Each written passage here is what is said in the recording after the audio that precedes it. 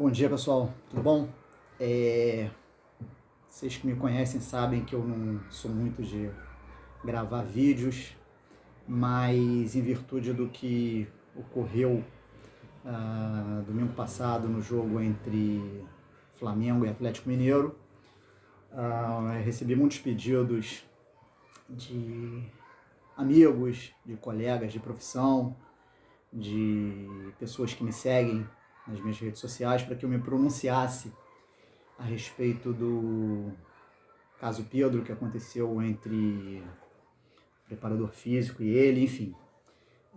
Para quem não tem muita noção do que aconteceu, eu vou explicar aqui rapidinho e depois a gente fala um pouco das consequências jurídicas que podem vir a ocorrer no desenrolar desses fatos. Então, o que aconteceu foi que ao final do jogo entre Atlético Mineiro e Flamengo, realizado em Belo Horizonte, o preparador físico, no decorrer do segundo tempo, pediu para que o Pedro fosse para o aquecimento e por um problema extra lá, parece que já tinham entrado 2 atletas e muito dificilmente o Pedro entraria no jogo, e ele se recusou a ir para o aquecimento. Em virtude disso, já no vestiário, o preparador físico, acusando uma hierarquia, acusando uma quebra de hierarquia, foi questionar o Pedro revidou o questionamento e parece que o preparador físico foi e desferiu um soco no Pedro, o agredindo. E o pessoal veio me fazer as seguintes indagações. Marcos, qual seria a consequência jurídica disso, desse soco que o Pedro tomou, em virtude do que pode vir a acontecer? Primeiro de tudo, o Pedro sofreu uma agressão de um funcionário do clube, tá? E esse funcionário do clube responde pelo clube. Então o clube tem responsabilidade por tudo que o clube tem responsabilidade por tudo que o seu funcionário fez. Então, primeira coisa de tudo, o Pedro, após sofrer essa agressão, ele foi a uma delegacia, prestou os seus esclarecimentos, fez um boletim de ocorrência e tudo foi colocado a termo, reduzido a termo.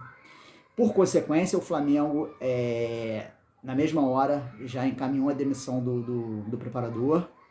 E quais as consequências jurídicas disso? Vamos lá. Primeiro, o Pedro, ele pode, caso ele queira, óbvio, se partir do interesse dele, ele pode pedir uma rescisão indireta do Flamengo. Ou seja, ele pode nessa rescisão indireta, como é que funciona? Ele entraria na justiça, uma vez que o Flamengo descumpriu alguns pressupostos do seu contrato, e ele entraria na justiça pedindo essa rescisão indireta. O que seria essa rescisão indireta? Seria, ele receberia o valor da cláusula compensatória, que é quando o clube não cumpre o seu papel e ocasiona uma rescisão indireta, ou quando o clube dispensa o jogador, tá? Então o Pedro, ele poderia receber essa rescisão indireta e, paralelo a isso, ele poderia entrar com uma ação civil pedindo indenização por danos morais, ok? Então esse é o primeiro caso que pode acontecer. Partindo do... Mas qual seria o embasamento jurídico nisso? Quais são as correntes que existiriam nisso? Ambas as correntes, elas estão elencadas no artigo 483 da CLT, tá? Uma fala na linha F, que fala sobre ofensa física. Então, quando ocorrer ofensa física, cabe rescisão indireta. E a outra está na linha D, que fala exatamente sobre as obrigações que o empregador tem no seu contrato de trabalho. Então, o clube, ele tem obrigação de proporcionar ao jogador, ou seja, ao atleta, condições mínimas de trabalho. Ele precisa passar para o jogador um ambiente digno de trabalho. Então nada disso aconteceu. Então o Pedro, ele não teve esse ambiente de trabalho, tudo isso foi quebrado e, partindo desses pressupostos, cabe a rescisão indireta. Então, o clube ele tem a obrigação de proporcionar tudo isso para o jogador. Não proporcionando, cabe essa rescisão indireta. Como é que funcionaria isso? A partir desse pedido de rescisão do Pedro, como é que funcionaria a vida do Pedro? O Pedro, a partir do momento que ele conseguir essa rescisão indireta, ele tem o contrato dele rescindido, então ele está livre para negociar com qualquer clube do Brasil ou do mundo, independente de janela estar aberta ou não. Por que independente de janela estar aberta ou não? Porque a partir do momento quando o atleta rescinde o seu contrato, e ele vai para um outro clube, ele está indo não em partido de uma transferência de um clube para o outro. Para você cumprir janela, você tem que estar sendo transferido de um clube para o outro. Quando você está sem contrato, você está indo sem transferência. Então ele pode ir para qualquer clube, tanto do Brasil e do mundo. Mas será que é uma boa para ele? Por quê?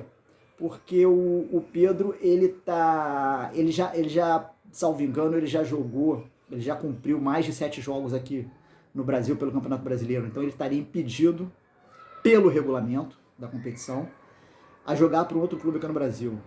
Então, para ele poderia ir para qualquer outro clube da Europa, da Ásia, da América do Norte, Central, enfim, jogar sem problema nenhum. Agora aqui no Brasil ele vai ficar limitado apenas a jogar as Copas. Tá ok? Então, partindo desse princípio, essa mais ou menos fica o desembrólio do Pedro. Teria muito mais coisa para falar, mas o vídeo é bem limitado o nosso tempo, beleza? Qualquer coisa, tamo junto. Qualquer dúvida, manda mensagem aí que a gente tenta responder por aqui, ok? Um abraço, fiquem com Deus e um pouquinho de direito esportivo não faz mal a ninguém. Valeu, tchau, tchau.